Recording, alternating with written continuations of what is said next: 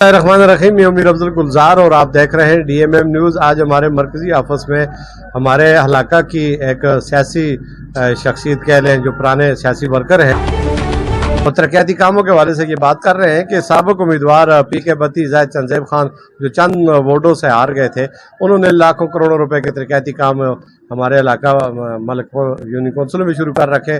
उसी हवाले से बात करेंगे। आजम खान सवाथी हमारे साथ मौजूद है और उन्हीं के साथ उनके दूसरे हमारे दोस्त हैं जावेद इकबाल, ये भी PTI के सरगर्म रुकन है और ये वर्कर समझ लें जाहिद चंदेब खान के। तो इनसे ये आज जानना चाहेंगे कि जाहिद चंदेब खान ने कितने इलाकाई तरक्याती काम शुरू कर रखे हैं। जी बिस्मिल्लाहिर्रहमानिर्रहीम। जाहिद चंदेब साहब ने इलेक्शन करने के में जो वादे किए थे हम लोगों से इलेक्शन से पहले, आज तक जितने कैंडिडेट भी आए हैं वो इलेक्शन के बाद गायब हो जाते हैं। ये वाहिद कैंडिडेट है जो हर जगह हर वक्त मौजूद होता है। किसी न किसी सूरत में ये इलाके से टच रहता है, इलाके की आवाम से टच रहते हैं। अभी इन्होंने जो है वज़ीर आला से स्पेशल फंड मंजूर करवाया अपने इलाके के लिए जी, तकरीबन 30 करोड़ रुपए का, और 20 करोड़ रुपया इनका मजीद जो है ना जी हल्के की आवाम के लिए ला रहे हैं। अभी इन्होंने हमारे यूनियन कौंसिल में कम से कम जो है 10-12 करोड़ रुपए का काम शुरू किया हुआ है और उस पर काम जारी है।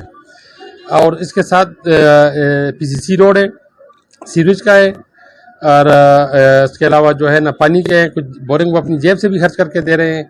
अपनी जेब से भी उन्होंने काफ़ी लोगों को जो है ना की प्रोटेक्शन वाल का दे रहे हैं। इसके अलावा अगर शराफत की बात और किरदार की बात की जाए तो जाहिद चंदेब साहब बाकिरदार और शराफत उन पर ख़त्म है। इस डिस्ट्रिक्ट मानसरा में बहुत कम उम्मीदवार ऐसे आए हैं जो इनकी शराफत जैसे जी शरीफ हैं और शरीफुल नफ्स हैं, जो अपनी जेब से आवाम के लिए खर्च कर रहे हैं। जावेद इकबाल साहब, जाहिद चंदेब साहब की जो फराख दिली है उस पर आप क्या कहेंगे? इलेक्शन गुज़श्ता में मैं भी उनके साथ रहा हूँ, तो आप क्या कहेंगे? सबसे पहले तो मैं डिस्ट्रिक्ट मीडिया मानसरा और अमीर अब्दुल गुलजार साहब आपका शुक्रिया अदा करता हूँ कि आपने हमें टाइम दिया। सर, एक तो मैं तहसील में सीनियर नायब सदर हूँ और आज़म भाई को मैं वार्म वेलकम करता हूँ। बेशक ये पार्टी में नहीं है लेकिन हमारे साथ मिल के चल रहे हैं, ये बहुत अच्छी बात है। हम खुली बाहों से इन्हें वेलकम करते हैं।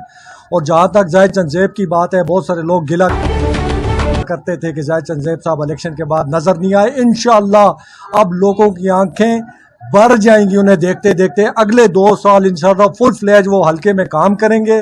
जैसा कि आज़म भाई ने बताया, वज़ीर आला साहब से स्पेशल फंड जो अप्रूव करवाया है, इंशाअल्लाह अगले 2 साल में 44 करोड़ रुपया PK 32 में लगेगा और हारा हुआ कैंडिडेट इंशाअल्लाह जीते हुए कैंडिडेटों से ज़्यादा काम करेगा। और हर हफ्ते में लोग जाहिद चंदेब को हल्के में देखेंगे और हर ख़ास वो आम का काम होगा। सिर्फ ये नहीं है कि जिसने PTI को वोट दिया है सिर्फ उसका काम नहीं, हर वो पाकिस्तानी शहरी जो हमारे हल्के में बसता है उसका जायज़ काम है। जाहिद चंदेब पल्ले से भी लगा के करेंगे इंशाअल्लाह, और जो वज़ीर आला साहब ने फंड दिया है इंशाअल्लाह वो भी लगाएंगे।